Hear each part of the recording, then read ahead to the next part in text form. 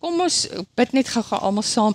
Ag Here, dis so lekker, so lekker om in die huis van die Here in te kom. En soos Dawid sê, hy wil in die tempel ingaan en hy wil gaan aanbid, en Dawid het nog nie eens 'n tempel gehad daai tyd nie. En Here, dat ons kan net in u glory wolk inbeweeg vandag. Ek voel net skielik u presence so pragtig en sag en intens hierso, en laat u ons bederf met wonderlike openbaringe in Jesus naam. Amen en amen. Is almal se fone op silent? So ons praat nou vandag vir die wat nou nie bygewoon het nie. Jy kan vir my e-pos en dan stuur ek vir jou die notas. Ons het na die 5 groepe engele gekyk. En ons is vandag nou by die sagte teaching, by die gewone engele wat basies met ons werk en met ons te doen het. So ons gaan na dit kyk. So die 5 groepe, wie kan vinnig onthou wat was die 5 groepe engele se name? Gaan gou terug. Die serafs, en toe die lewende wesens, die Sawa, daar's net 4 van hulle, en toe die aardsengele, en het ons, hoekom dink ek as 5, het ons iets uitgelos? En die serafs, die gerubs, ons het die gerubs vergeet. Die eerste een was die gerubs in die boek Esegiel wat hierdie brandende koet so dra, en dan die serafs in die boek Jesaja wat bo kan die troon staan. Toe het ons gepraat van die Soa, hierdie 4 creatures daar in die boek Openbaring begin hulle te werk, en toe het ons laas keer gepraat van die aardsengele.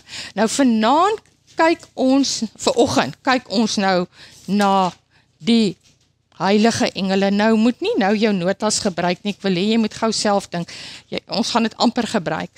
Hoekom moet ons weet wat, ek gaan dit die gewone engele noem, is net makliker, maar ons weet nou dis die heilige engele. Hoekom moet ons weet wat hulle verskillende werke is op aarde? Kom ek vra so, gewoonlik as ons bid rondom die engele, waarvoor vra ons die Here? Vir beskerming. Dit is die een wat ons gewoonlik doen. Wie van julle vra God soms om sy engele te stuur om iets anders te doen? Nikkie, wat vra jy? Lekker hard praat. Spesifiek vir woord, vir bediening. Okay. So moet hulle 'n boodskap bring. Goed. En versorging. Goed. Okay. As jy tye wat jy regtig sukkel, goed. Anreta?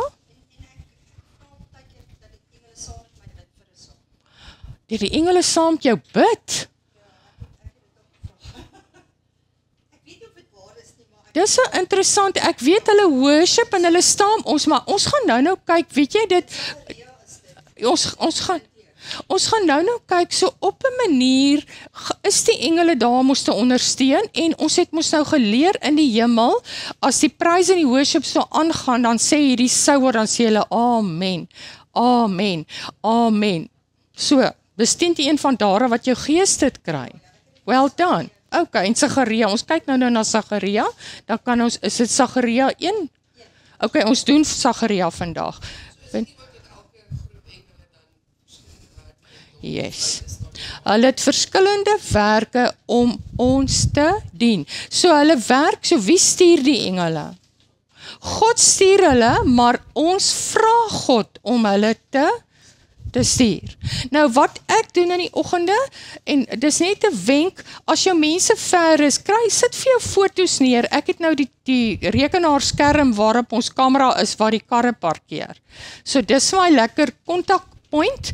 So wat jy kan doen, hou jou foto's van jou geliefdes, en dan die oggend terwyl ek Bybel lees, dan gaan lê ek net vir elkeen so hande op. En dan sê ek, Here, stuur die engele vooruit. So, dit maak dit net vir jou meer werklik, en dan het ek julle lank terug gereël, as jy leer, as jy wil, kan jy dan hande oplê, en dan bid jy vir jou man in tale, en jy bid vir jou kind in tale, so jy lê so hande op, en dan doen jy dit. ons gaan nou eers in ons is baie skriwe, so ons gaan nie almal soek nie. So kom ons kyk, nou mag jy in ons notas. Is die eerste vraag, jy mag nou maar jou notas. Hoekom moet ons weet wat die engele se bedienings is? Nou net onder dit staan Hebreërs 1:14, sien jy? Die tweede paragraaf. Daar gee Paulus die antwoord. Is hulle nie almal onderstreep dienende geeste, het almal notas. So wat is 'n engel se werk? Om te kom dien. Dienende geeste wat vir diens uitgestuur word. So engele is nie daar om te sit in palmtakke te waai nie. God het hulle gemaak vir diens, terwille van die wat die saligheid sal beerwe. So vir wie moet hulle kom werk? Vir ons. Die Engels sê ministering spirits sent forth. So daar kom 'n ander hoek in. So duidelik het ons gesê die engele wag daarbo, hulle wag om gestuur, om uitgestuur te word, sent forth to serve for the sake of those who are to inherit salvation. Nou wil ek gou persoonlike getuienis, jy sien Johannes 5 vers 4, daar so ek lees dit gou, ons ken dit, dis die bad van Bethesda, onthou almal die storie? Nou, dit sê daar, 'n engel het op bepaalde tye in die bad neergedaal en die water geroer. Die een wat dan eerste ingaan na die roering van die water, het wat? Gesond geword. So wat sê dit vir ons? Kan ons vir die Here vra om sy engele te stuur om genesing te bring? Dis Bybels. Nou my getuienis, julle ken dit almal, is altyd sulke goeie stories om aan te haak. Destyds toe ons nou moet besluit of ons gaan aanneem of nie, Willie wou nie aanneem nie, so die Here het al vir my gesê ons moet aanneem, maar Willie voel toe nog nie reg nie. En ons woon in Allewal Noord en ek ry die dag deur die dorp, ek is so stok ou karretjie gery. My vriendinne wou nie saam met my gery het nie. En as ek teen 'n ding vasry, nê, dan klim ek uit, dan loop ek, want daai kar was so hard, hy het nie eers 'n damp gekry nie. Nou ry ek in daai karretjie en ek sien 'n vrou Grietjie Odendaal ry in die dorp. Maar ek ken haar nie persoonlik nie. Ek weet net wie Grietjie is. En hoekom ek weet wie sy is, want sy het 2 kinders aangeneem. Want ek het nie 'n idee waar jy begin as jy nou 'n kind wil aanneem nie. En ek sien haar en ek bid en ek sê, Here, as U wil hê dat ons 'n kind moet aanneem, stuur vir Grietjie vandag na my huis toe om die water vir my te kom roer. Presies, want ek lees toe die oggend daai skrif. So wat doen die Heilige Gees? Hy lei my om daai skrif te vat en hy sê, laat sy die water kom roer. Die middag 4:00 klop iemand aan my voordeur. Toe sit Grietjie en sy sê, die Here het my gestuur om met jou te kom praat oor aanneming. Dis mos ons Jesus. En sien jy, so Grietjie het toe die engel geword, wat die water kom roer het. So, dis een van die maniere, jy moet nou neerskryf, en ek wil hê, jy moet nou dink, watter naam kom nou by jou op? Dis dalk iemand wat siek is, dis iemand wat depressie het, dis iemand wat bemoediging nodig het, dis iemand wat beskerming nodig het, dis iemand wat deursettingsvermoë, daai naam wat nou by jou opkom, skryf daai naam daarso bo aan. Want soos wat ons nou praat, en dalk gaan jy nou eers die naam kry, gaan ons begin proklameer oor daai persoon. So Here, ons kom proklameer nou, dat U die water gaan roer, U engele gaan stuur, om die water te roer vir die persoon. Dalk is dit iemand wat lou is vir die Here. En jy bid, Here, laat stuur nie 'n engel om ek wil amper sê die terpentyn te gaan roer, rondom daai persoon se boude. Gaan steek daai persoon aan die brand. Want hier sien ons duidelik, engele roer die water. Wie van julle bid vir iemand wat genesing nodig het? Goed, Vader, ons stem nou saam. Ons vra dat die engele sal instuur om genesing te gaan bring oor daai persoon in Jesus naam. Ook innerlike genesing. Louis Brits, die sanger. Is mos Louis Brits. Hy het vir mense met wie ons vriende is, hulle is vriende, vertel, eendag sit hulle so, en almal se oë toe, die mense bedien hulle, en hy wonder wie staan agter hom en wie masseer hom so, hy sê, is fantasties. En toe hy loer, toe staan niemand nie. Toe die Here engel gestuur om hom te gaan masseer. Dis inner healing, dit is om hom te gaan help ontspan. En onthou, party van ons sien engele, baie van ons voel engele. Ons voel net hierdie verskriklike vrede skielik. So almal, ons voel partykeer net hierdie warmte. Ek het al vertel, ek sit in die kerk eendag en Jelena kom na my toe, dienste Jelena, en sy sê, iemand het gesê, maar ek moet vir haar gaan bid. En ek sê vir haar, want sy het 'n rugpyn of 'n ding, ek kan nie onthou wat dit was nie, en my gees is een. En ek sê van nou, kom ons gaan gebedskamer toe.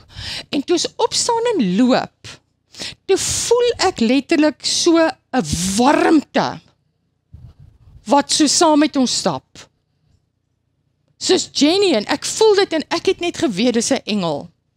En 'n paar van ons het vir haar gebid, sy is tot vandag toe genees. En jy sien, ek noem dit, want ons moet verstaan, engele speel ook 'n rol in genesing. Want hier leer ons dit uit die Bybel. Die volgende een, nou het ek 'n paar uit die Ou Testament, Genesis 18, maak by Genesis 19 oop. Ek wil iets interessant vir julle daar wys. Nou Genesis 18 is die bekende deel, die Here stuur 'n boodskapper na Abraham toe. En eintlik stuur hy 3 manne na Abraham toe, en dis 'n studie op sy eie. Genesis 18 en 19. So hy stuur 3 manne, en hulle bring vir Abraham 'n boodskap en sê, jou vrou gaan swanger word oor 'n jaar. Maar as jy in die volgende hoofstuk gaan lees, dan sien jy maar skielik is daar net 2 manne.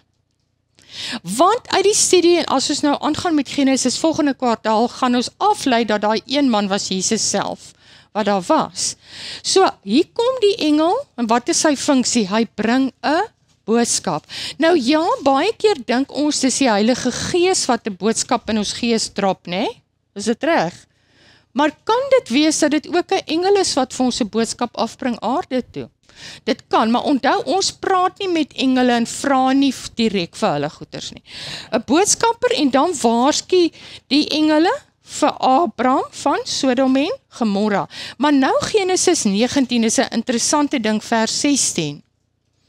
Nou gaan hierdie engele, en hulle moet nou vir Lot en sy gesin gaan red. En wat doen Lot se vrou? Sy kyk om. Sy word 'n soutpilaar, en dan as jy gaan lees, die een engel of die engele doen toe iets met Lot en sy 2 dogters, hy gryp hulle. Sien jy die woord gryp daar? Hy gryp hulle, want hulle het nog met die een voet begin bly staan en teruggaan na die wêreld. Kry jy die woord gryp? So wat jy voor kan bid is, as dit iemand is wat nog met die een voet in Sodom en Gomorra is en die ander voet in die kerk, kan jy dalk as die Gees jou lei bid en sê, Here, gaan stuur die engele om my seun te gaan gryp uit daai hoel uit. Gaan gryp my seun uit daai verhouding uit. As my seun of my man in die drankwinkel wil instap, stuur die engele, gryp hom daar weg. Dis 'n manier van bid, want hier sien ons engele kan jou gryp, dat jy wegkom uit die sondige wêreld uit. Dan gaan ons na 1 Konings 19, nou hier hoef jy nie dit alles te kyk nie. 1 Konings 19, of jy kan oopmaak nie as jy wil, is hy bekende deel, en jy kan onderstreep, ek noem dit die besembos situasie. Hier's Elia nou, hy het nou net hierdie klomp profete van Baal laat doodmaak, en wie's nou agter hom aan? Isebel. En Isebel het 'n Jezebel spirit. Nou 'n Jezebel spirit is een van die ergste geeste wat jy kan aanval. Is baie, baie erg. En ek sê die 2 moeilikste geeste vir my, en ek sê dit onder die bloed van Jesus, is 'n religious spirit en 'n Jezebel spirit. Nou Jezebel se einddoel is wat? Sy wil vir Elia doodmaak. Sy agtervolg hom nou, en wat doen Elia? Hy hardloop woestyn toe. En hy was nou net op die geestelike haai, en dis 'n waarskuwing vir ons, baie keer nadat jy het vir iemand gebid en daai persoon is genees, jy's op 'n haai, of jy het nou gepraat iewers, of wat ook al, en net nadat dit verby is, dan is die adrenalien uit, en dan voel jy verskriklik down. Of jy sal gaan getuig voor in die kerk, Jy sal jou droom gaan deel, of wat ook al. En die oomblik as jy gaan sit, wat doen die duiwel? Hy begin jou condemn, en hy sê vir jou, jy moes dit nie gedoen het nie, jy moes dit nie gesê het nie, en dan weet jy presies, dis nie van die Here af nie. So hier's Elia, nou wil hy so erg, hy wil sy eie lewe neem. Hy sê, Here, laat my doodgaan, ek wil nie meer lewe nie. Het jy al vir so iemand gebid, wat so diep in 'n gat is? Nou kyk hier, kan jy bid dat God sy engele instuur? Ja, daar staan. Vers 4, Elia wens hy was dood, hy sien geen toekoms nie, en hy ly aan uitbranding. Ek verduidelik dit nou net daar. So ken jy iemand wat aan uitbranding ly? Dan kan jy rondom dit bid. Vers 5, wat doen die engel toe? Die engel raak hom aan. So kan jy bid en sê, Here, stuur 'n engel om vir Sarel te gaan aanraak.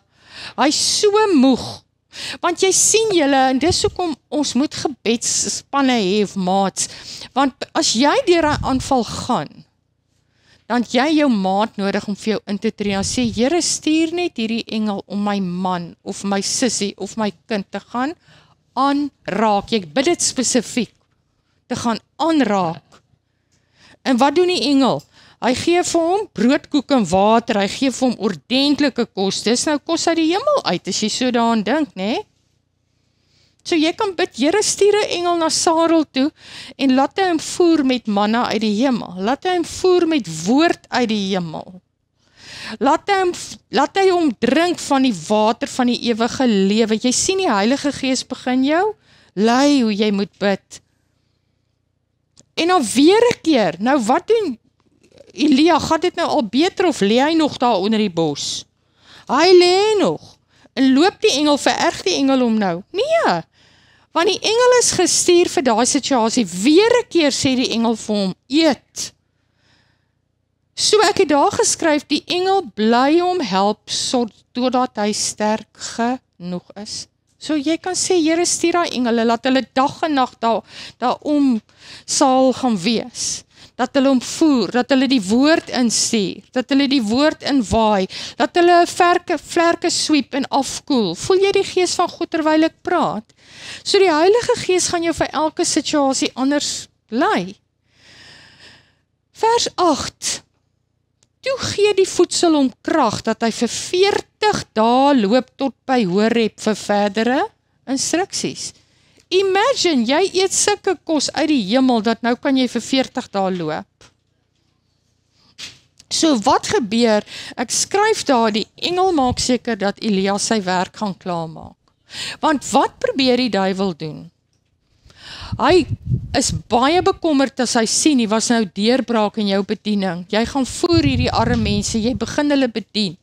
So wat probeer hy halfpad doen? Hy stuur 'n Jezebel, iemand wat jou kritiseer, iemand wat jou aanval met hulle mond, want hy probeer jou stop.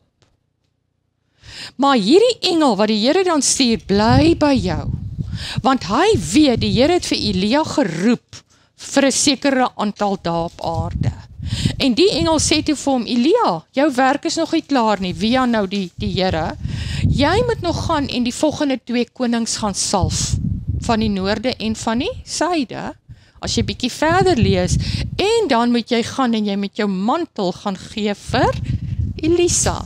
So die engel los hom nie halfpad nie, hy bly by hom, hy maak seker dat hy sy werk klaar maak. So jy kan spesifiek bid en sê, Here, stuur, sê nou maar jy het 'n kindjie wat sukkel in die skool, wat sukkel met leer. Vra, Here, stuur die leerengel, gaan help my kind. En ek wil sommer gou so vinnig praat, ek nou die dag praat iemand op Facebook, ek het nou luister nie regtig na almal nie, maar sy het lyk my gepraat oor kinders met leergestremdhede. En toe die een vrou daarso gesê, van 'n slegte proses wat sy deurloop op skool met haar kind. En toe blameer sy die onderwysers, want die onderwysers het nie haar kind se leergestremdheid gesien nie, en sy het toe die kind na 'n ander skool gevat. Nou, ek was jare onderwyseres en 'n lektor. Weet julle, ek het byvoorbeeld by Handklip skool gehou, en toe, ek verstaan dat ouers hulle kinders in 'n hoofstroom wil sit. Maar jy's so moeg, Jy het pauses, doen jy berading. Vanmiddag as jy huis toe gaan rig jy sport af, vanaand berei jy voor en jy merk. En jy het regtig nie die krag of die opleiding om daai kind met die spesiale vermoëns te help nie. Ek onthou hulle toe 'n dogter in my klas gesit wat doof is. So pragtige kind en sy moes lip lees. Maar die heeltyd moes ek seker maak sy kan my lippe sien. Ek kon nie op die bord werk nie. So as jou kind 'n ander vorm van intelligensie het, dalk wil jou kind dans, dalk is jou kind mooi, dalk wil die Here hê jy met daai kind begin oplei mee vir Suid-Afrika te word. Dit klink weird, maar jy sien daar's soveel forme van intelligensie. Maar nou, staar ons vas tussen teen die onderwyser en universiteit toe, graad. Daai vakke. Laat die Here in ons oopmaak. Jou kind is 10-1 so spesiaal, dat die Here jou kind nie in 'n akademiese rigting wil stuur nie. Jou kind is dalk 'n prater, jou kind is dalk, soos ek sê, 'n model. So laat die Here ons vry maak van bane van die wêreld.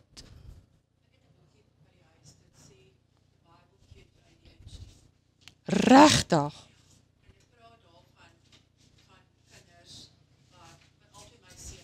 Ja.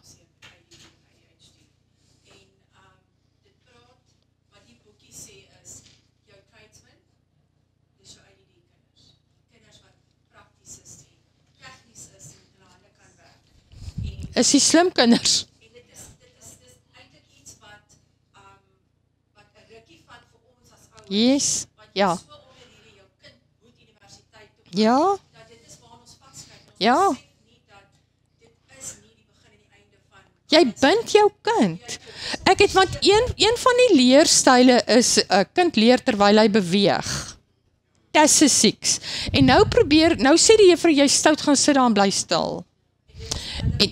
En dan begin hulle praat, ja, sodat die Here en toe word het geprofeteer oor my kind by 'n profete konferensie, dat sy sien my kind sit op 'n bal en hy roer so, en hy leer en ek moet hom op 'n bal laat sit, en toe gaan my oë oop en toe, want my kind wil die hele tyd kou, en dan breek hy die pense spring, en toe begin ek verstaan, maar die kind is nie, hy irriteer my, maar die Here het hom gemaak, dat hy's 'n mover en 'n shaker.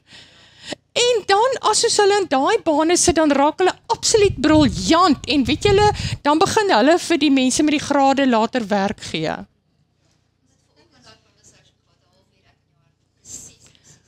Amen en amen, en Here, maak ons oë oop. Ek moes trots gaan bely dat my kind wou nie universiteit toe, want almal gaan, en dit was my vernederend, en toe maak die Here my vry, en toe vlieg my kind, want hy vlieg op die vlerke van die Here se wind. Maar dit was so, ja, en laat die Here ons vry maak daarvan vandag. OK, goed. Yes. Ja. Ja. Nee. Ja. En dan vlieg ons kinders. Goed, so lyk my, ons moes daar gepraat het vandag. So nou, bid laat die Here die engele stuur om jou kind te help om op haar of sy baan te loop en haar pad klaar te maak. Jy kry ook kinders wat vreeslik gou verveeld raak, hulle maak nie 'n ding klaar nie. Wie is wie van julle wat so is? En dis, so jy het nou nodig dat jou man vir jou bid, laat die engel jou help om jou werk klaar te maak. Jy het iemand nodig, jy kry. Ja. Ja. Ja. So jy het 'n engel, ons stuur sommer nou die engel na jou toe in die naam van Jesus om jou te help om klaar te maak. Maar partykeer is jy ook in verkeerde baan. So as jy nie gestimuleerd is nie, jy doen werk waarvoor jy nie regtig geroep is nie, dan gaan jy vreeslik verveeld wees. OK. Nou is ons by 2 Konings 6 onderaan bladsy 1. Dis die bekende storie van Elisa en sy dienaar wat so bang is oor hierdie groot weermag wat hulle wil kom aanval. En wat sê die Here? Die Here, Elisa sê vir sy dienaar, maar die wat by ons is baie meer as die wat by die vyand is en die Here bid toe, Here maak my dienaar se oë oop, sy geestesoë dat hy kan sien. En dis onder aan bladsy 1, 2 Konings 6.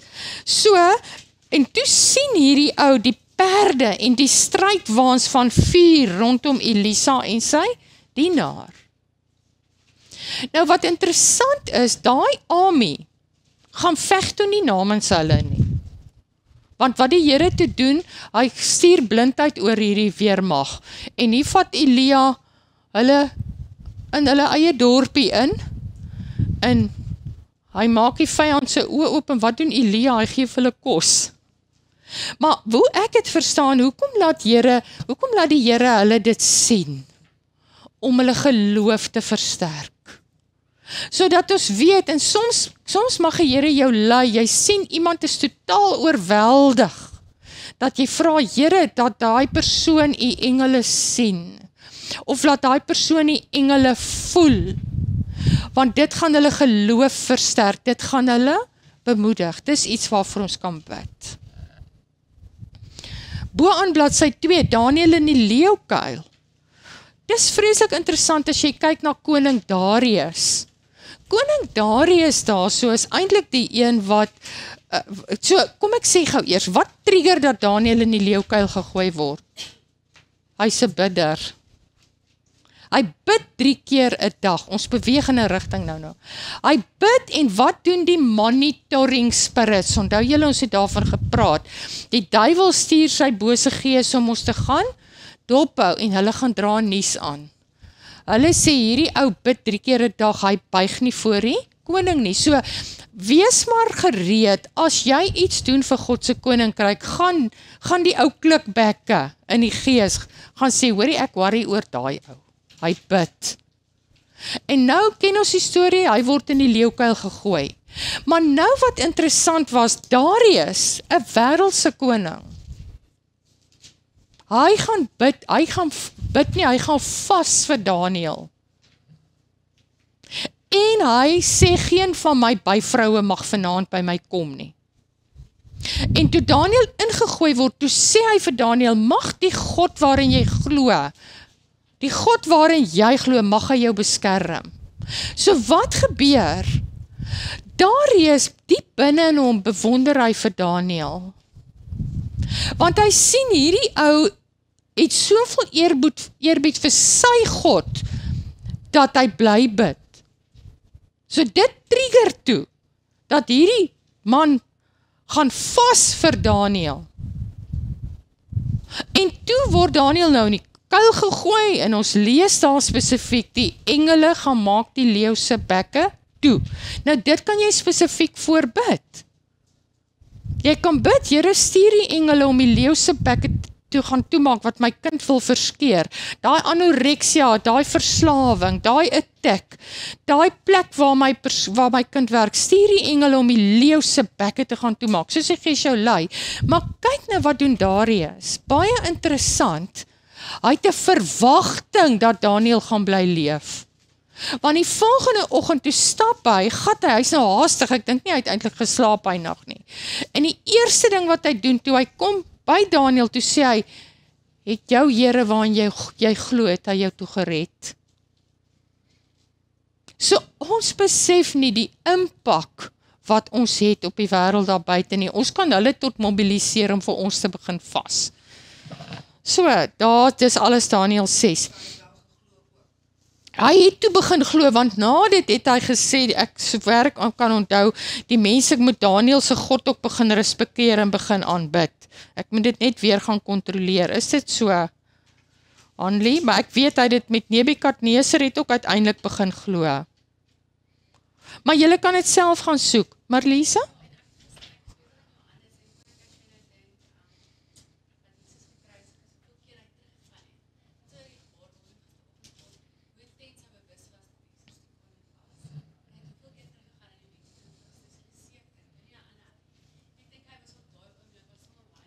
Yes. Amen. Amen, want hier sien hy die wonderwerke. Luister julle soms na Marilyn Hickey.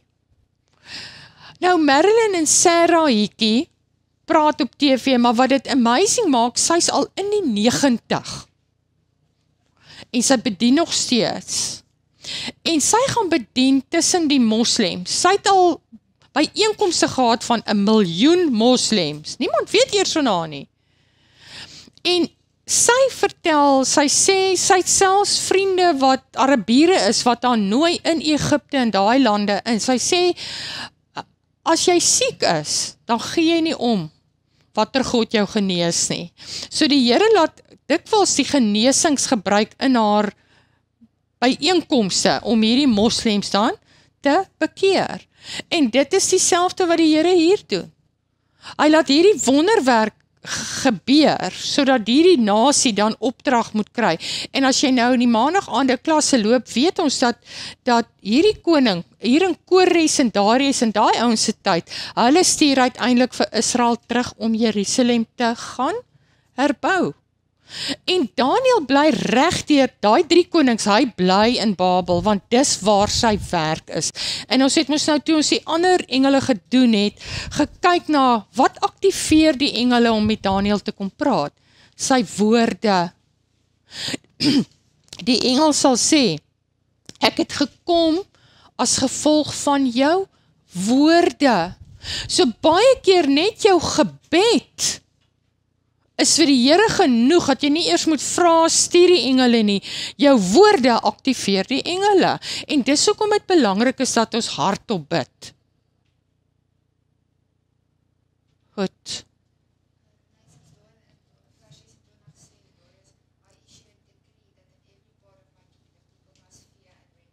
Must fear and reverence to God. So, hy issue a decree.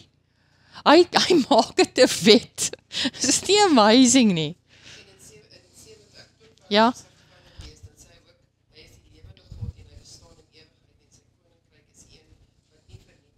Wat doen hy ou daai profeteer? Hy profeteer. Hy profeteer, soos Biliam met die donkie, onthou julle, die wêreldse profeet of wêreldse koning, hulle kan nie help nie, hier begin God se woord, hierdie koning wat in ewigheid gaan regeer, dis net amazing, ek het nog nooit eers besef is 'n profesie daar nie, het jy ingeskryf. Dan stap ons nou bietjie in die Nuwe Testament in, die bekende een, ons is op bladsy 2 met die notas, is Matteus 2, jy hoef nie nou alles te soek nie, ek sal sê jy weer moet gaan soek, dis die bekende een wat die engel vir Josef en Maria en die babatjie waarsku om te vlug na Egipte.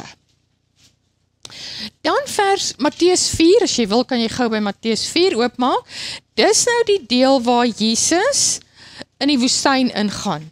En onthou dis belangrik, wie lei Jesus in die woestyn in vir 40 dae? Is dit die engele, of is dit die duiwel, of is dit die Heilige Gees? Ons weet dit nou al, dis die Heilige Gees lei vir Jesus vir 40 dae in die woestyn in. So eerste ding wat ons weet is die Heilige Gees is die heeltyd by Jesus. Nou dink julle die engele was ook daarso? Ek dink definitief die engele was saam in die woestyn, maar wat was die opdrag? Ek het maandag aand vir die studente gelees, ek dink ek moet maandag aand se teaching vir julle post op die groep. Ek het gepraat oor, ons doen basies die boek Openbaring, terwyl ons Jesaja doen. En toe het ek 12 praktiese riglyne gegee om jou te help. Wie was daar maandag aand? Was dit goed? Was baie interessant. 12 praktiese riglyne om die profetiese boeke beter te verstaan. En toe het ek gepraat oor, jy moet baie keer lees wat tussen die lyne staan. Of iets gaan weggelaat word en dan moet jy, en ek gaan dit nou vir julle 'n psalm gee om bietjie die ding met julle te praat. So daar staan iets, maar dit maak nie sin nie, of dis nie daar nie. En so nou kyk ons hierso. Ons is, ek weet nie hoekom ek hierdie nou vertel het nie, maar ek gaan nou vir jy verstaan. Lukas 22 is, ek jok, Matteus 4. Jesus is nou, ja, die engele, daar word nie gepraat van die engele wat Jesus bystaan in die woestyn nie, is ek reg? Die Heilige Gees lei vir Jesus in die woestyn. Maar die engele, lei ek af, was die heeltyd daar, maar die opdrag van God was, julle mag nog nie nou in beweeg nie. Want die pad moet Jesus alleen loop. Want Jesus moet as mens die duiwel verslaan. So daar's tye wat die engele by ons is, maar die Here gee vir hulle opdrag, wees net daar.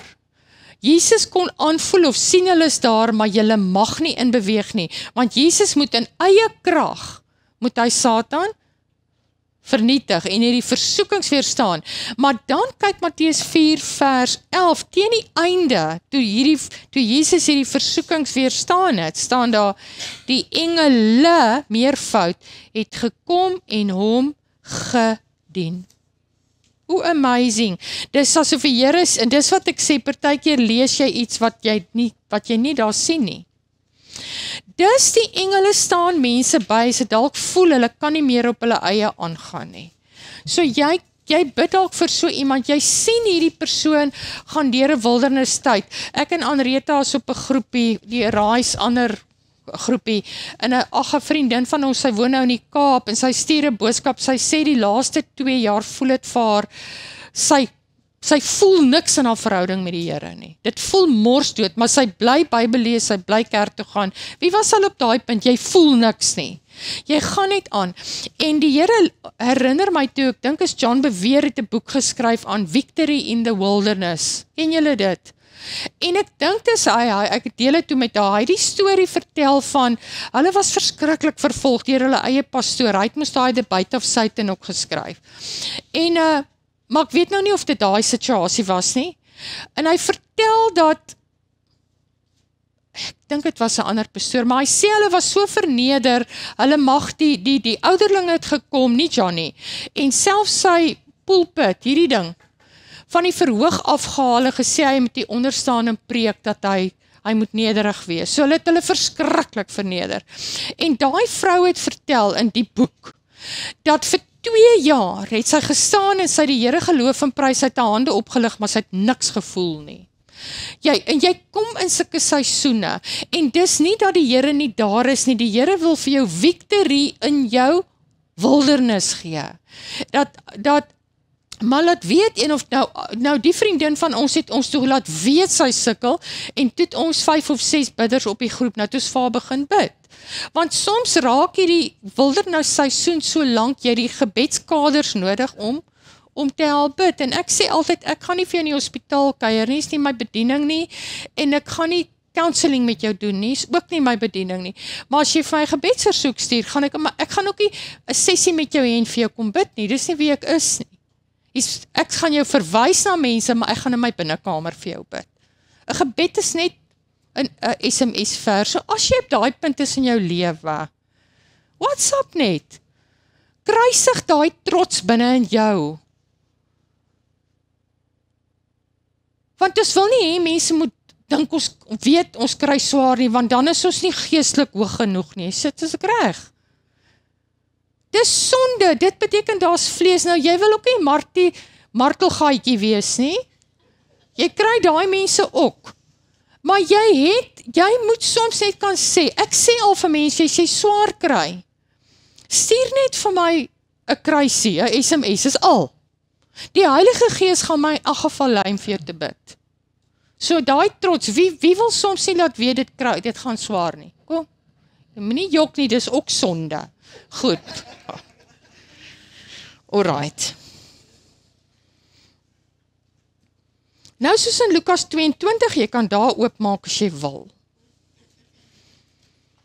Dis die Getsemane. Getsemane beteken die drukpers. Dis die plek waar, Getsemane beteken die drukpers waar die olywe so druk, dat die olyfolie uitkom. Nou wil ek weer een van my ou stories wat die meeste van julle al ken vertel. Nou wag ons 12 jaar, ons kan nie swanger word nie.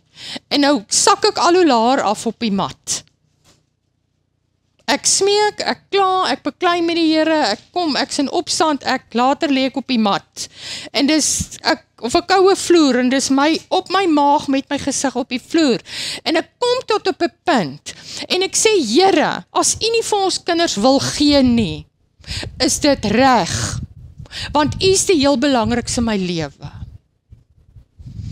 En die heeltyd het die engele bygestaan. En toe ek by daai volle oorgawe kom, die volgende week, toe kontak die ander mense, en ons het 2 jaar gevat om op die waglys te kom. Wat gebeur? Toe stuur die Here sy engele om die werk te begin doen. Om te aktiveer. Maar die heeltyd staan die engele terug. Want die Here sê, jy mag nog nie in beweeg nie, want Renay moet eers haar vlees kruisig. Want haar verhouding is belangriker as haar kind, wat sy begeer. So, ons moet nie moedeloos, ek vra daar, het jy al ooit op daai punt gekom, wat jy op jou maag op die grond lê? Byt vas, die engele is daar, maar die Here, soos ek het verstaan het, vir hulle opdrag gegee, wees daar, ondersteun haar, bemoedig haar, maar dis nog nie tyd om in te beweeg nie. En hoekom sê ek dit is so, want dis wat met Jesus gebeur het, kom ons kyk by Getsemane, dis daai drukpers, dit voel jy kan waaragtig nie meer nie. Nou kyk daar, Lukas 22 vers 42, nou sê Jesus, as dit u wil is, laat dit by my verbygaan. As dit u wil is, so wat is besig om te gebeur? Jesus is besig om homself te kruisig. Nie die eie ek nie, nie die mens nie. So daar sê ek, langs aan Jesus se totale oorgawe, aktiveer nou 'n engel om te kom help. Want net daarna, net na hy dit sê, vers 43, net na dit, 'n engel het uit die hemel aan hom verskyn en hom versterk. Ek het maandag aand, een van die 12 stappe wat ek vir die studente geleer het, is jy moet die Bybel kyk wat voor dit staan en kyk wat na dit staan. Want dit loop saam. So wat is hier? Hier's 'n proses. Jesus suffer, hy sukkel. En dan kom hy op daai punt wat hy sê, as dit u wil is. Soos wat ek vir die Here gesê het, as dit nie u wil is dat ek 'n kind het nie. En bang, hier kom die engel. En wat doen die engel met Jesus? Hy kom versterk hom. Want jy moet so daaraan dink, hierdie verskriklike sonde las en hierdie drukking, het nie eers op die kruis op Jesus kom lê nie. Dit het al klaar hier in sy kop en in sy wese kom suig. Hy het klaar presies geweet hoe daai proses gaan voel, want hy was God. Maar hy moes dit as mens gehandel het. Nou staan daar vers, nou kom versterk die engel hom, maar dis nog nie die einde nie. Vers 44, en praat woorde van 'n sware stryd. So Jesus begin hierdie goed, hy dra dit, is 'n stryd. Kan jy jou gees sien, hierdie demone wat hom so koggel en lag? Nou wanneer laas het julle The Passion of the Christ gekyk? Ek dink is tyd dat ons dit weer bietjie kyk. Nou daar op 'n stadium met jy sulke demone en gedrogte, dit voel al weird vir jou om dit te sien, hè? Dit voel amper okkulties. Maar dit is nie okkulties nie. Dit kan jy jouself voorstel, dis nie net Jesus en die disippels wat snort daar in die agtergrond nie. Wat is deel van hierdie verskriklike attack op Jesus? Is hierdie demone se hoonlag. Hulle is daar, hulle koggel hom. Nou dalk ken jy iemand wat geestelik versteurd is, wat onder geestelike aanval is. Ons hanteer dit verkeerd. Ja, daar's 'n plek vir 'n psigiater, maar van hierdie aanslae is definitief demonies van aard. En dan kan jy vra, Here, stuur die engele in, om daai demone wat treiter en klou en wat die mense aanval, dat hulle daai demone gaan wegvat. Ek het nou ek het iewers vertel, droom ek die aand in 'n storie, ek droom van 3 plekke wat slange is in ons kamer, en toe ek wakker word en ek besef ek moet dadelik aksie neem. Ek moenie net gaan vertel en dink, sjoe, wat nou nie. En wat die Heilige Gees my toe lei om te doen, is die eerste plek was die slang in ons kamer, by die voordeur, dit lê voor, ek weet dit toe. En die Heilige Gees lei my toe, vir die eerste keer, hy sê vir my, en ek praat, my man is by, ons bid. Ek sê, Here, gooi die Heilige Gees se kookolie op hierdie slang en brand hom dood. Waar kom so idee nou vandaan? Net van die Here af. Baie keer hierdie weird idees kan jy maar weet, dis Heilige Gees geïnspireer. Dit mag wees dat die Here vir jou so kap die ding se kop af, moenie net van hom droom nie. Hoekom droom jy van dit? Want dit is 'n waarskuwing. En jy vertel nie van iemand, jy het nou gedroom van hierdie slang wat nou vir Sunny gaan aanval nie. Jy ontstel vir Sunny verskriklik. Hoekom wys die Here dit vir jou? Jy moet hom vat, jy moet sy kop afkap. Vat die swaard van die Gees, kap die ding sy kop af. En dan vra jy sommer, Here, stuur die engele om vir Sunny dag en nag te beskerm. Nou toe sommer 'n bietjie oor drome ook weer hersien vandag. Dis 'n lekker les vandag, nê. Nee. Die hele kwartaal moes ons net woord geleer het en hier kom bless die Here ons vandag, sommer net met lekker goeters. Nou kyk hier, ons lees nog met Lukas 22, vers 45. Toe staan hy op. Onderstreep dit. Wil het een keer so pragtige preekie oorgegee, oor hierdie vers. Toe staan hy op. Dis die laaste uur voor sy kruisiging. Nou wat het Jesus die krag gegee om op te staan? Wat sê die vorige vers? Die engel wat hom kom versterk het. In my gees sien ek, hier's die engel, en hy tel hom op, hy sê, kom Jesus, ek gaan saam jou stap, maar ons weet mos nou, die Heilige Gees is ook daar, maar die disciples slaap, hulle snork, hulle gaan hol, hulle gaan alles doen, maar die engel is daar. So jy kan bid, Here, ek is nou in hierdie ding, mense kruisig my, stuur die engel, om my te versterk. Dit is definitief daar tot ons beskikking. Dan soos Matteus 28. Is julle nog vars? Matteus 28, dis die opstanding, waar, interessant, daar verskyn die engel aan wie? Aan Maria en die ander Maria. So ja, hy verskyn aan die vrouens ook. En hierdie wat van interessant was die engel kom af. Hulle gaan nou na die graf toe en waar is Jesus? Jesus het opgestaan en die engel kom af. Nou eers is daar groot aardbewing. En wie rol die grafsteen weg? Die engel. Nou toe sit ek en dink, en dis ook jou leer Bybel lees, vra altyd wat, wie, hoekom nie? Hoekom het Jesus nie sommer self die grafsteen weggerol nie? Was hy sterk genoeg toe hy opstaan? Kon hy dit self gedoen het? Ja, so hoekom dink julle stuur die Here engel om dit te doen? Dis hoe jy met Bybel lees. Hoekom stuur hy engel? Want die soldate het dit gesien gebeur. Hulle sien hier kom hierdie ou in wit klere, jy kan maar self later gaan lees. So dit is eerstens, wys die Here toe vir my, dat hierdie soldate hierdie wonderwerk voor hulle oë sien gebeur. En dan die tweede rede, daai engele se werk is nog nie klaar nie, hier is die vrouens, waar is Jesus?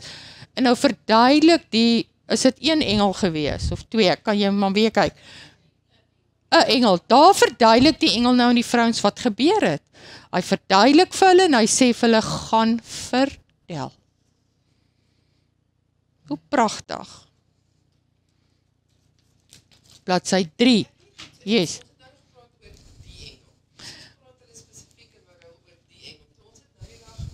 Gewonder of het Gabriël is daarso. Onthou julle, ons het gepraat laas keer oor die twee aartsengele waarvan ons weet, was die engel, dis Gabriël is spesifiek oor Israel aangestel, en die ander een is Michael. Michael is Israel se engel, en Gabriël is die een wat die goeie nuus gebring het. En daar het gesê, en jy sien wat nou gebeur, jy begin nou goed raak lees, nê? Die engel, so die engel se job was om die rots te kom wegrol. En dit mag dalk Michael wees. Ons gaan jy moet maar alles neerskryf wat jy bo in die hemel gaan vra, en dan gaan jy dit in elk geval onthou en vra. Of dit gaan nie meer saak maak as jy daar bo is nie. Nou, Handelinge 10.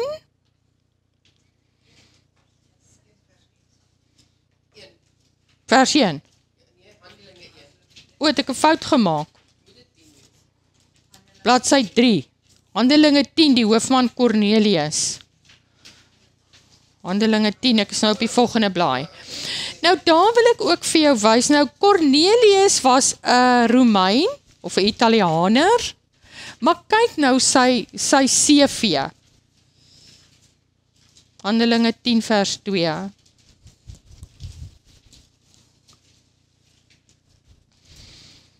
Hy met sy hele huis was vroom en godvreesend en het baie aalmoese aan die volk gegee en was wat? Altyd deur in die gebed tot God. So wat was Kornelius? Hy was 'n bidder. En hy het 'n hart vir die arme mense gehad. Vir wie het hy hart gehad? Vir sy eie mense of vir Israel? Hoekom? Wat staan daar? Die volk. Die volk. Wie was die volk? Dit was Israel. Hy het 'n hart vir Israel gehad. En hy was vroom, hy was godvreesend. Maar nou op daai stadium was daar 'n probleem. Die Jode het hulle neuse opgetrek vir die mense van die wêreld. En die Here besluit toe dis nou tyd, en nou soek hy target die onder op aarde. Ek maak maar net die storie bietjie interessant, nê? Hy het lank voor die tyd besluit. En hy hou vir Kornelius stop. Hy sien Kornelius se hart vir die volk. Hy sien hoe hy arme mense help. En hy sien hierdie ou bid en bid en bid. En toe op 'n dag, toe sien Kornelius vers 3, hy duidelik in 'n gesig 'n engel van God na hom sien kom. So wat trigger die engel om op te daag? Sy hart vergee vir sy gebed. So hy sien toe 'n gesig. Vers 4, nou sê die engel, jou gebede en jou almoese het voor God, kyk hoe mooi, in gedagtenis gekom. Die Here het aan jou gedink, omdat jy dit doen. So as jy so alleen ry en jy vat pakkies vir arme mense, of jy maak, ek het 'n vriendin, sy maak kos vir die arme mense na Kersfees, dan ry hulle vir 2 dae. En dan vat hulle vir hulle kos. En dis 'n alleenpad, niemand, ek gaan nie vir julle sê wie nie, want dan sy nie haar beloning eendag bo in die hemel nie. Jy ry alleen. Maar wat die Here sien, jy's in God se gedagtes. En dis wat die engel sê. Dan sê die engel, stuur dan nou manne na Joppe en laat vir Simon haal, wat ook Petrus genoem was. En intussen kry Petrus hierdie visioen, onthou julle, van hierdie laken uit die hemel en al hierdie varkvoete en gewone voete en alles deur mekaar, so die Here werk op 2 plekke. En nou glad haal hulle vir Petrus, en Petrus is seker half bietjie grillerig, want hulle moes nou nie meng met die wêreldringe nie. En hy's nou al 'n Christen. En nou gaan haal hulle vir Petrus. En vers 30, Kornelius sê, 4 dae gelede was ek besig om te vas en te bid. So dink julle Kornelius se gevassery en gebiddery definitief 'n rol gehad in die opdaag van die engel? Yes. En met eens staan daar 'n man voor my in 'n blink kleed en sê, Kornelius, jou gebed is verhoor. Nou wat dink julle, en dis weer wat ek vir julle leer. Hier staan baie meer hier wat nie geskryf is hierson nie. Jou gebed is verhoor. Wat dink julle, wat het Kornelius gebid? Jou gebed is verhoor en jou almoese is voor God in herinnering gebring. Wat gebeur daarna met Kornelius? Petrus bid vir hom en hy vertel vir hom van Jesus Christus. Maar dit staan nie daar nie. Jy moet dit nou verder gaan lees. So daai ou het gebid, hy was 'n gelowige, maar hy het nog nie regtig geweet wie is Jesus en wat ook al nie. Dis wat ons kan aflei en dis hoe jy moet begin Bybel lees. Wat lees jy wat nie daar staan nie? Want die Here sê jou gebede is gehoor. Die Here nie sê ek het nou vir jou Mercedes-Benz en 5 perde gebring en klomp kos nie. Maar hy sê jou gebede is verhoor en sy gebede trigger toe hierdie hele evangelie wat begin oopgaan vir die heidene, van die Jode en die nie-Jode wat onder een wortel ingeënt gaan word. Dis die begin van die Jood en die nie-Jood, wat almal ingeënt word in dieselfde lood. Hoe amazing is dit nie? Maar sy gebede trigger dat die engel kom en die engel sê vir hom, laat haal vir Petrus. Hierdie Petrus gaan vir jou vertel. Dis sy gebede. Julle eet dan baie vandag, nê? lekker baie kos. Ons rus hierna, dan kom ons eers na die vakansie weer by mekaar. So jy kan alles rustig gaan deurwerk. Dan Handelinge 12, Petrus in die tronk wil ek hê, julle moet self doen, want ek wil nou 'n bietjie gaan na Psalm, dis bladsy 4 onderaan, Psalm 140. So maak oop by Psalm 140, bladsy 4. Die ander goeders kan jy nou self deurwerk.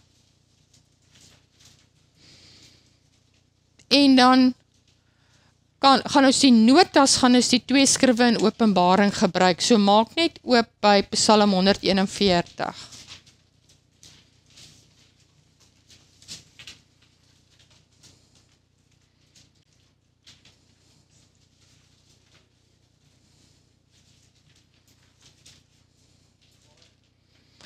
Openbaring gaan ons werk in Openbaring 8 ook, ja. Openbaring 5 en Openbaring 8, as jy daar ook wil werk, is sal eintlik lekker wees. Ons gaan met daai 2.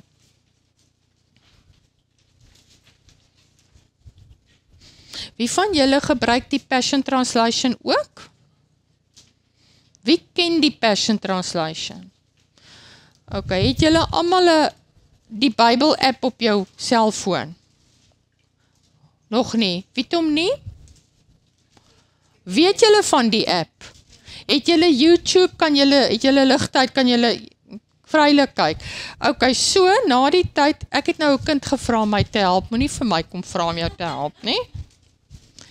Maar jy kry 'n app, YouVersion, en dan gee hy vir jou al die Bybelvertalings daarso. Ek het nou al die Bybelvertalings. En dan, wat jy doen is, jy lees nou byvoorbeeld, hy gee vir jou al die Afrikaanse vertalings, Xhosa, al die tale, maar jy wil moes nou Afrikaans en Engels hê. En dan wat hy doen, so ek kies nou Bible, dan daarbo, hier sê hy nou vir my, ek is oor by die Amplified. Maar as ek nou 'n ander vertaling wil lees, dan klik ek net daarbo. So dit verander jou lewe. Dis klomp Bybel sonder dat dit 'n klomp geld kos. Goed, gaan julle dit nou gaan kry? Nou wat fantasties is, sê nou maar, wag het ek nou vir jou dit prakties illustreer, dan lees jy nou, ek is nou oop by Maleagi toe, kom ek maak, wat doen ons Matteus nou? Ja, ek is by Matteus 1. Nou lees ek Matteus 1 vers 16, byvoorbeeld. Simon Peter replied, "You are the Christ, the Son of God." Goed, so wat ek nou doen, nou klik ek op hom, en nou gaan ek daaronder is 'n dingetjie wat sê compare.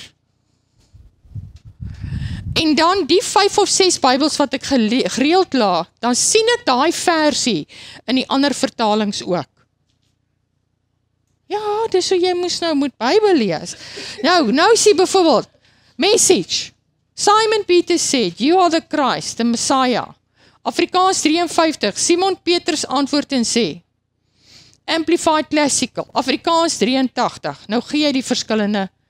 So jy compare daai versie wat jy lees, dan sien jy, wat sê die ander vertalings, want hulle gee dit uit verskillende hoeke partykeer vir jou. Goed, so teen die volgende kwartaal, as jy klas toe kom, gaan ek eerste ding op jou foon loer. En as hy daar is, gaan ek vir jou sweetie gee. Die app se naam, YouVersion.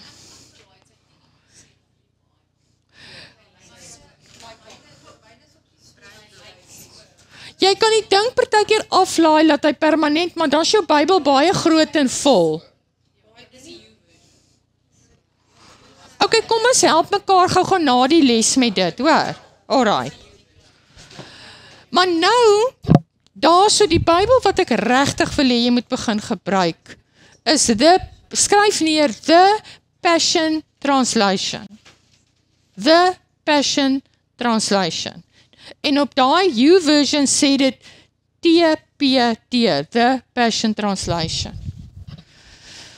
Hy het nog net hy het al die Nuwe Testament vertaal, die Psalms en Song of Songs en hy Jesaja, maar jy kry nie sy ander goeters nie. Maar jy raak verlief op Jesus en die Bybel as jy die Passion gebruik. Maar nou, moenie die Passion alleen lees nie, hoor. Ek lees hom altyd as 'n aanvullende Bybel. Alright? So, maar nou in die Passion Translation het ek Psalm 5 hierso. Jy's nou nie oop by Psalm 5 nie. Ek wil hom net vir jou lees. Hy sê, listen Yahweh to my passionate prayer. So as jy Psalm 5 wil oopmaak om dit nou in jou Bybel te vergelyk, Psalm 5 vers 1. Ons kyk nou in jou gewone Bybel, watter een praat regtig met jou hart? Kom ons toets dit nou. Psalm 5. Het jou nou 'n hoofopskrif? Help my om die wil te doen. Wie het nog 'n opskrif? Protection from the wicked. Psalm 5. Aha, môre offer. Hier kom 'n ding in. Watter vertaling is so oulik? Ja, nee, dit moet die 1933-53. Nou die Passion sê morning watch. Luister nou net. Morning watch. Dan sê hy, listen Yahweh to my passionate prayer.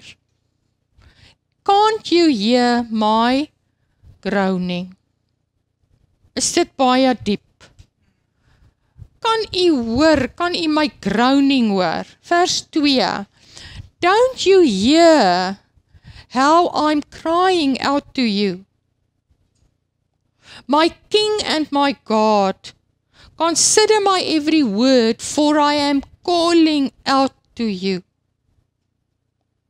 En nou sê hy, at each and every sunrise, you will hear my voice. Het jy jou vers 2 daar? As I prepare my sacrifice of prayer to you. Wat sê jou vertaling? Ja, maar praat van die sacrifice, die prayer.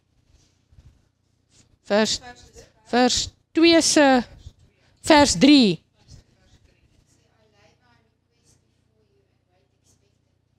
I lay my request before you and wait expectantly. Wie het nog 'n ander een?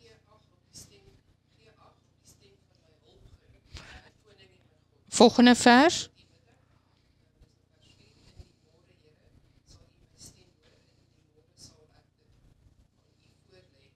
In die môre sal ek dit aan u voorlê, sien jy? So jy kom agter hierdie ou het groot nood. Dis soos Jesus in Getsemane, hy sê my passionate prayer, maar nou lees ek weer vers 3, at each and every sunrise. So hier gaan jy leer, die vorige Psalm praat van die aandse gebed, hierdie een praat van die oggendse gebed. So hy sê at each and every sunrise you will hear my voice as I prepare my sacrifice of prayer to you. So wat sê hy? As ek bid, bring ek vir jou offer. En wat sacrifice, jy gaan dit in Psalm 141 lees, wat doen Dawid? Hy sacrifice homself. Want, kom ek lees nou net klaar, every morning I lay out the pieces of my life on the altar. So hy sê, ek bring die stukke van my lewe elke oggend, en ek kom sit dit op hierdie altaar neer, and wait for your fire to fall upon my heart. Is dit nie baie mooi nie, nee? Nou gaan ons na, hou net nog jou Bybel oop, Psalm 5 vers 8, ek het dit vanoggend op die groot Bybelskool gesit. Ek het nie eers een hartjie gekry daar nie, want die mense weet seker nie wat dit beteken nie. Ek het gevra, ek gaan jou nou vra, gaan gou na Psalm 5 vers 8. Psalm 5 vers 8. Wie toe in 'n Afrikaans ou vertaling? Lorenza lees vir ons.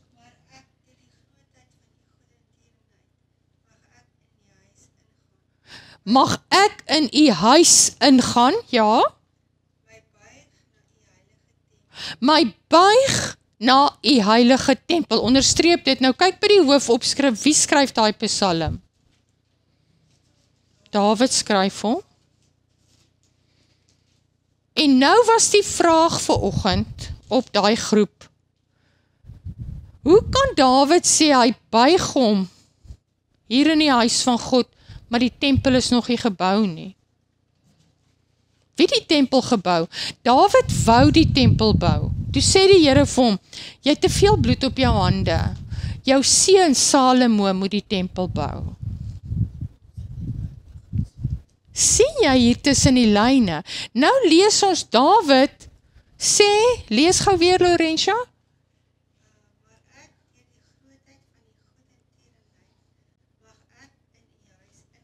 Mag ek in u huis, party vertaling sê, mag ek in die tempel ingaan, né? Mag ek in die huis ingaan? My buig na u heilige tempel. Maar waar, jy kan 'n nota maak, op daai stadium was Dawid 'n vlugteling. Hy het gevlug vir wie? Vir Saul. So kon hy net na die tabernakel toe gaan en 'n offer gaan maak het. Hy kon nie. Nou is my vraag, van watter tempel praat Dawid hierso? Wat, ek sien jy wou geantwoord het. Praat hy nie van Jerusalem waar die nuwe tempel gaan wees nie? Goed, nou hoe weet hy dit? Jy dink reg. Was Dawid 'n profeet? Het hy goeders ver vooruit gesien? Het hy geprofeteer dieselfde woorde wat Jesus aan die kruis sou gebruik het, Psalm 22? Hy profeteer daar, ek moet dalk volgende kwartaal of iewers 'n paar van die psalms doen, maar hy profeteer die woorde. Hy sê, my broers en my susters het my verlaat. My God, waar is u? Het my alleen gelos. Ja? Psalm 22, hoopopskrif, my God, waarom het u my verlaat? Dis profetiese woorde, onthou Jesus kom uit Dawid se stamboom. So Dawid het ver in die toekoms ingesien. Sien jy wat jy in die lyne moet begin lees? So hierdie tempel wat hy sien, dit kan wees dat, onthou hy die grond gaan koop, waar hierdie tempel gebou moes word. Hy het dit gekoop. En uit al hierdie goeders het hy die geld gegee vir die tempel. So hy het begin beplan aan die tempel. En hy het begin droom oor die tempel. Kan dit wees dat hy in sy geestesoog al daai tempel gesien het? Yes.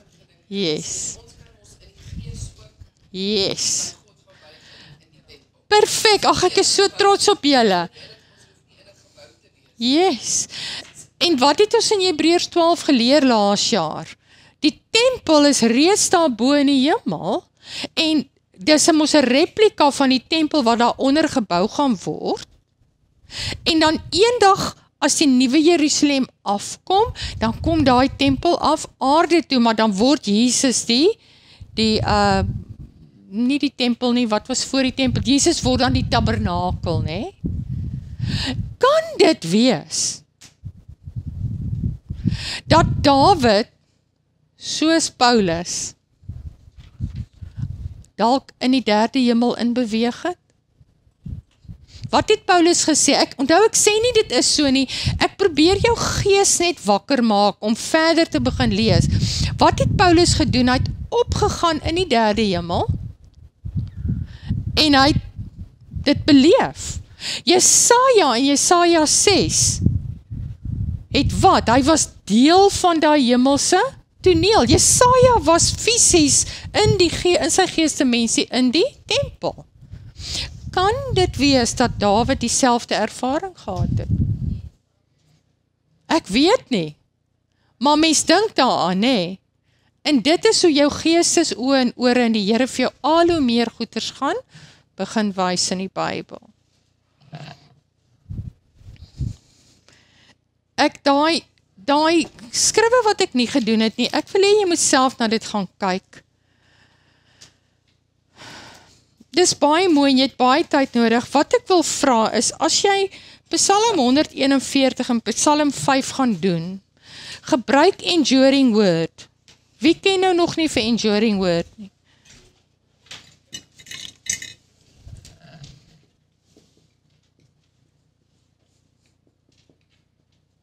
So wat jy doen, jy gaan op Google en dan tik jy in enduring word en jy tik in Psalm 141 en jy gaan vir ure besig wees daar. Nou hoekom ek dit doen? Want jy gaan lees hierso wat van Dawid wat 'n offer bring, hy het nie 'n tempel nie, maar hy kom offer homself, hy offer sy mond, hy offer sy hart, hy offer sy gedagtes voor die Here. Hy word die offer. En dan praat dit, ek wil net vir jou een vers en jy moet dit onderstreep in jou Bybel, Psalm 151 vers 2. Psalm 141, dankie. Dankie, is iemand wat my op en wakker hou. Psalm 141 vers 2. Here, laat my gebed soos wat? Soos reukwerk voor die aangesig staan. Soos reukwerk.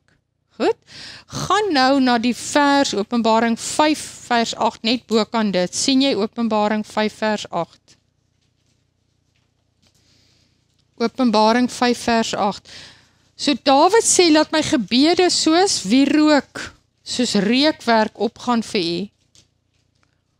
Nou Openbaring 5 vers 8, lees ons van die 4 lewende wesens en die 24 ouderlinge en hulle val voor die lam neer. Goed? Elkeen met wat? Sieters en kyk daar, goue skale vol reukwerk. So jy kan daar skryf, dis die goue altaar, né? Die goue altaar, nie waarop diere geoffer is nie. Dis die altaar waarop die wierook, waarop die lekkerryk goeders geoffer is. Dis in die allerheiligste. Nou kyk wat sê dit. Die goue skale vol reukwerk, wat? Die gebede van die heiliges is. Ken Dawid dit? Hy ken dit van die tabernakel af, nee, maar mag hy ooit daarin gegaan het? Nee, hoekom nie? Hy was nie 'n priester nie.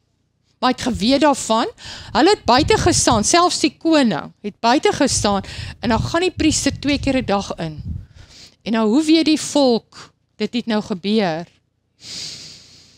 Hier kom die reuk, né? En die priester tree mos vir hulle in daar binne. En uiteindelik gaan Jesus mos nou so vir ons intree. En dan lees ons dat ons gebede, ons raak die wierookoffer, die aangename geur van Jesus Christus.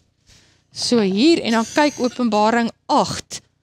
Dis die hoofstuk, dis die enigste tyd ooit in die hele wêreld waar dit doodstil was, selfs al was daar vrouens ook in die hemel gewees, nê. So vir 'n halfuur is daar stilte in die hemel, is doodstil. Dis, jy kan gaan check daar vers 1 en 2. Nou, almal is doodstil, hier gaan nou 'n groot ding gebeur. Vers 3. 'n ander engel het gekom met 'n goue wierookbak. Sien jy weer die goue wierookbak? Dis die goue altaar. By die altaar gaan staan en baie reukwerk is in hom gegee. So 'n klomp wierook en al daai goeters. En nou wat moet hy doen? Hy moet nou mix, hy moet iets meng, om dit met die gebede, sien jy, van al die heiliges op die goue altaar voor die troon te lê. So wat moet die engel doen? Hy vat al hierdie wierook, en hy vat al die gebede. 4. En die rook van die reukwerk het met die gebede van die heiliges opgegaan voor God. En wat gebeur toe die bak vol is? Vers 5. Die engel het die wierookbak geneem en dit op die aarde gegooi. So jy besef nie eers die effek van jou gebede nie. Jy bid dalk 15 of 20 jaar vir iemand om tot redding te kom, om op te hou drink. En op 'n dag, dan is daai bak net vol, en dan meng die Here dit met sy lieflike geur, en wat doen die engel? Gooi hy dit af aarde toe, en daai persoon kom tot redding, en jy kan nie dit glo nie. Petrus se mense, toe hy hier klop in die deur toe, hulle het gebid, en hulle kan dit nie glo nie. En nou sluit ek af, Here, help ons om nog vir 2 minute te konsentreer. Net bokant dit, lees ons in Lukas 1 van Sagaria, dis ons laaste skrif. Ek strek julle bietjie vir oggend. Bladsy 4 bo aan Lukas 1. Bladsy 4 bo aan Lukas 1 vers 9.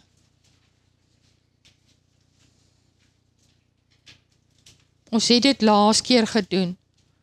Ons het gesê Sagaria was 'n gewone priester, so het hy hierdie wierook op die reukaltaar gaan gooi. Ja, 2 keer 'n dag. Nou kyk daar staan, die lot het volgens prieslike gewoonte op Sagaria geval om in te gaan in die tempel van die Here en wat te brand? Reukwerk, né? Dieselfde is bo in die hemel. En waar's die volk? Hulle is buite besig. Die hele menigte van die volk was buite ook besig om te bid, kan jy sien, op die uur van die reukoffer. Kyk dan wat gebeur. Toe verskyn 'n engel. So wat trigger? En die engel bring vir Sagaria persoonlike nuus. Hy sê jou vrou gaan swanger word. So wat soek die Here? Hy soek 'n lofoffer, hy soek 'n reukoffer. We bring a sacrifice of praise. Daai wat ons vir ons vriendin gesê, daar kom 'n tyd, 'n jaar of 2 vir seisoen in jou lewe. Jy loof en prys die Here, maar jou joy is weg. Jy siek. Dis 'n sacrifice.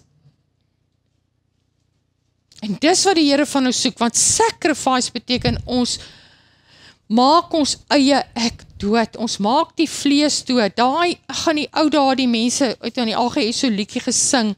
Ten spyte van hoe ek voel, sal ek U loof en prys. So dit gaan nie oor die goosebumps ervaring nie. Dit gaan deur daai wildernis, deur daai drukpers, dat jy sê, ten spyte van hoe ek voel, gaan ek hierdie sacrifice vir U bring. Amen. Maak oor toe, Here, my hart is, dat U ons gaan sterk maak in die gees, dat U ons dikvellig gaan maak, dat ons nie eers gaan voel as offensive goeters nader kom nie. Daai lied wat sê, turn your eyes upon Jesus, look full in His wonderful face, and the things of this world will grow strangely dim. Here, ons lig net nou ons oë op na U toe. Maak nie saak wat om ons gebeur nie. Ons oog is gefestig op Jesus. En daai liedjie Onwards Christian Soldiers, ek ervaar net die Here gee dit nou vir jou. Hy sê onward Christian soldier. Die pad gaan nie altyd maklik wees nie, maar die Heilige Gees gaan jou deur elke situasie lei, en sy engele gaan die hele tyd daar staan, en hulle wag net op God se bevel, om in te beweeg, in Jesus naam, amen.